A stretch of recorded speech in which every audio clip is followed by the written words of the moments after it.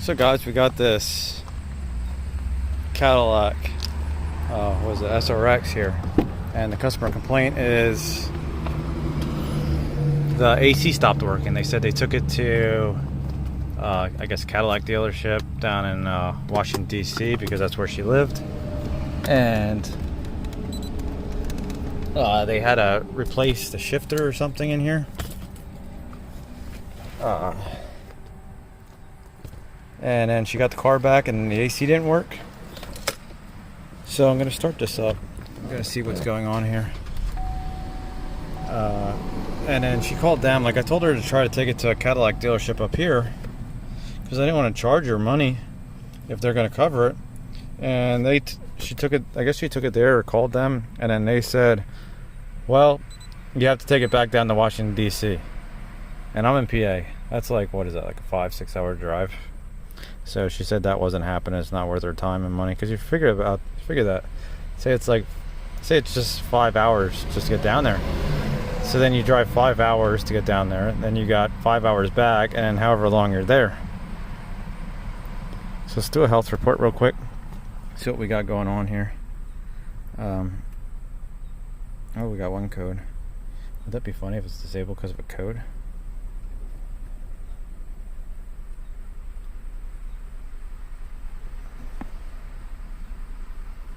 Kind of feel bad for customers like this, because then they gotta pay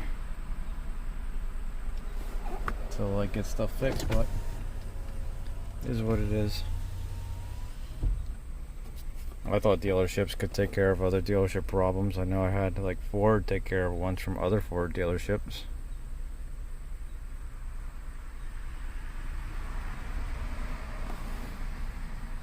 I don't know if they do it as like a courtesy thing, or if they have to do it.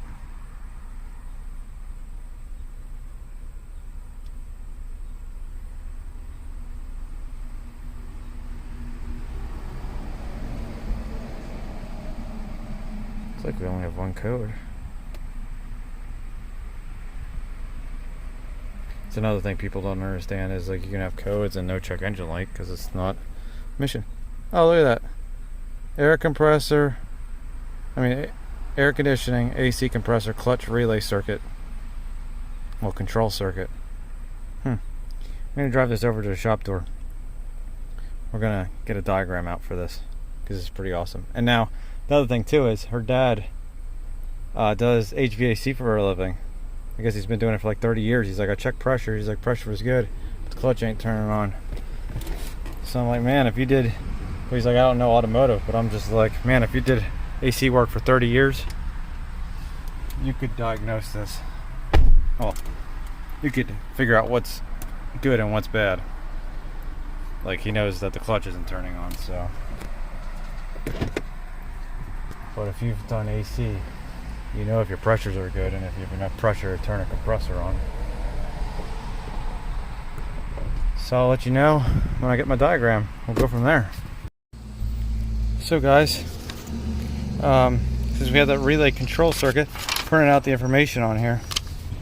So if you look at this, it says air conditioning, compressor, clutch relay, control circuit. Okay, see there's a relay low voltage and high voltage. We don't have that.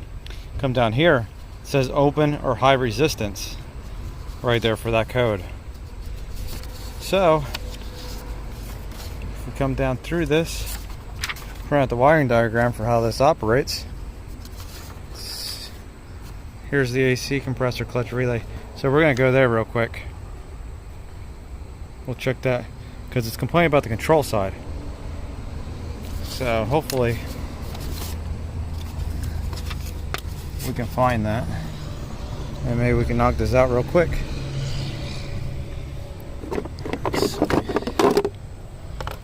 AC compressor, clutch relay. When you guys see it, you let me know.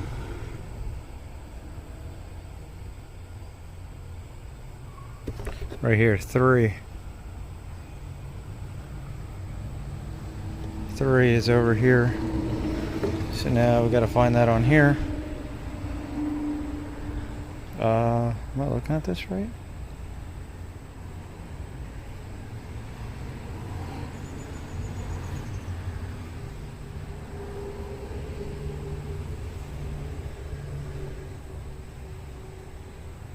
Yeah, it looks like I'm looking at it right. Looks like it's missing. Looks like it was supposed to go here. Yeah, 3. There's no relay.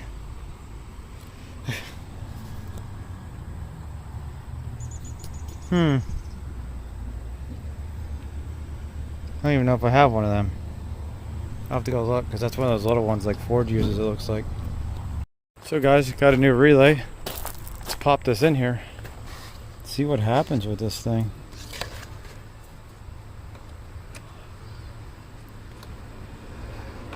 Huh. Is like stuff wrong here? Is there no pins? Is this relay built in?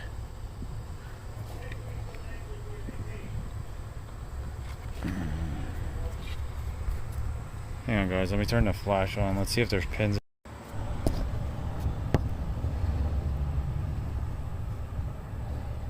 Huh.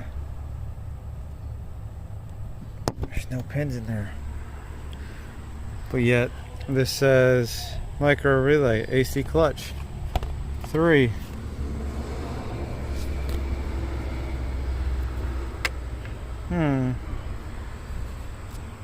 Let me look at the diagram. Hey guys, stuff ain't adding up here. Let's see, 36 right here says AC clutch, 10 amp. But then when you come down here to 36, right there's 36. There's nothing. And my diagram right here says 36.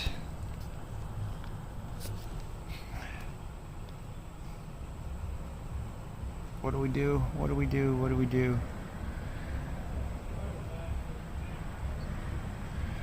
How do we have a fuse box and a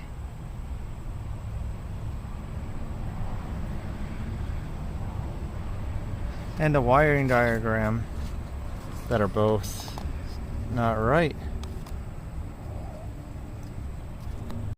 So guys, I looked at the GM wiring diagram. Everything points to this relay supposed to be here and this fuse. I was looking up online too. I was talking to some friends and they think somebody swapped this fuse box out, and I'm looking, like, if you look at this, there's a mark right there. Like, can you see that where it's chewed? There's a mark back here. Like, let's see, right there's a mark. There's also some marks back in here where somebody was prying. And if you look at these bolts are all rounded. Like there was a socket on there. Look at that, see that? I'm assuming these are rounded. They look rounded. So I don't know what size these are. Are they 10s or something? I thought sometimes GM uses oddball sizes. I don't know, I haven't tried to take it out yet. But my friend thinks that when they tried to diagnose this or something, they might have like either damaged the car or the fuse box, or took it out to try it in a customer's car, and like swapped it into another customer's car, and then they either forgot to swap it back, or it was damaged and they grabbed one that was there, or somebody ordered the wrong one. Because I noticed when I was looking at the diagram, there's a heated steering wheel fuse here that isn't, like, it's on the box here. I don't know if the car is heated steering wheel or not, because I couldn't. Right there it is, fuse 14. Let's see if I can show you guys this. Fuse 14, heated steering wheel. I don't know if this has a heated steering wheel. I didn't see it in the car or in the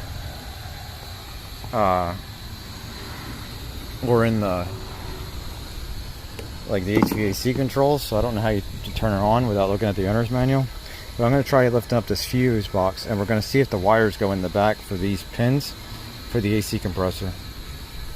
So we'll get to the bottom of this. So guys, here's the fuse box. Here's the part number, this 158969994 that's on here. Okay, and you know how it's missing these two fuses? Well, the relay and the fuse right here. So now watch this. Let's come up on our repair, or our, we'll come up on eBay. So here we go, look at this. So look at this one. This is the part number, okay? The same part number. Now look, see, the fuse is missing and the relay is missing. Now when we look to see what this fits, it says 2010 11 SRX right here. Here's the part number. Okay, so then what I did was I looked up online in GM Parts Direct. It says 2010 11 3.0 motor. That's all it lists on GM Repair, GM Parts Direct right here. Here's the part number. See, GM Parts Direct. It prints out really crappy. Okay, so we got that. So I'm like, okay, I'll go in Mitchell. I'll go in Repair Link. So I went in Mitchell. I went in Repair Link. So it's all GM stuff. Did it by the VIN. And this is what we got through that. Let's see. I got this part number. This 2280545. This is using like the RPO codes and that. So then I'm like, I'll Google that part number, see if that one's on eBay. So I did that one, and look at this. It comes up 2016 Cadillac SRX. And what do you know?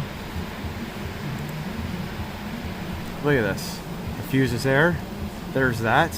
And here's the heated steering wheel. But I don't think this has heated steering wheel. It didn't show up in the RPO codes. Now, from what I saw, all the other fuses pretty much match up. So I did that. And then I got this paper from the customer right here. It says that they went to the dealership. I don't want to really show their information. But it says, customer states, brake assist light is on. They paid a boatload of money. And look at this. They put the module kit in for the ABS. They put a pump in. And then it says right here, short pump damage, EBCM, and blown fuse. Installed MDI for diagnosis on CO27. Now I looked these up. This is just a pump in that for that. And they did the transmitter. And then it says, customer says that the vehicle does not always acknowledge that it's in part. So I'm like, okay. Park appears on the dash.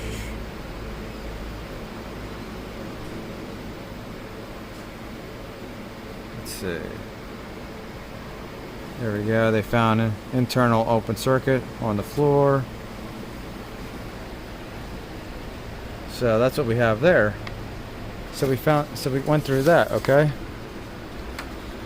Let's see. So then I was like, okay, where's this EBCM fuse? So let me grab the relay box.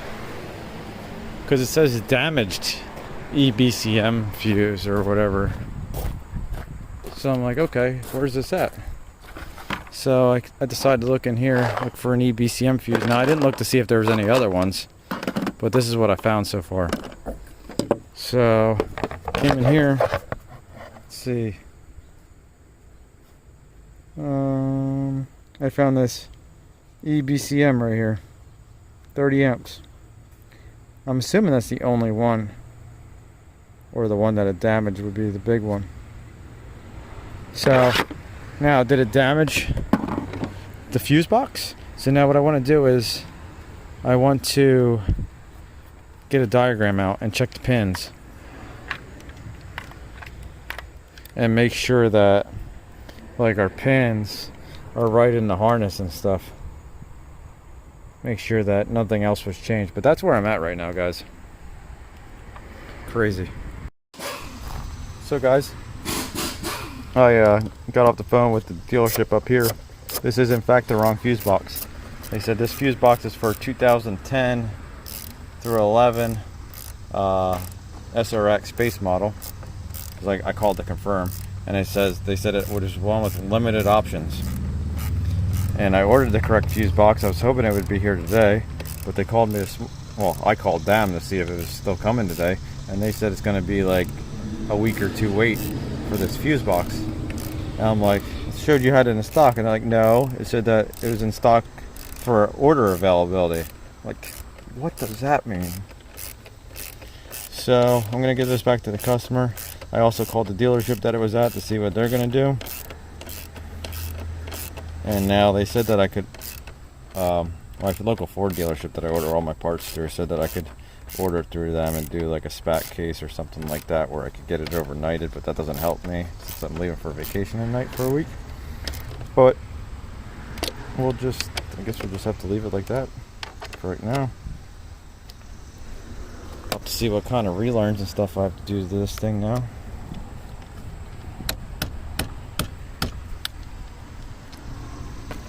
Because I'm sure this is going to need something. Probably at least the windows, I don't know, and the sunroof. But I think this is kind of crappy. I really hope that the dealership will somehow compensate the customer for this, because this wastes a lot of time. And hopefully this will be a good case study.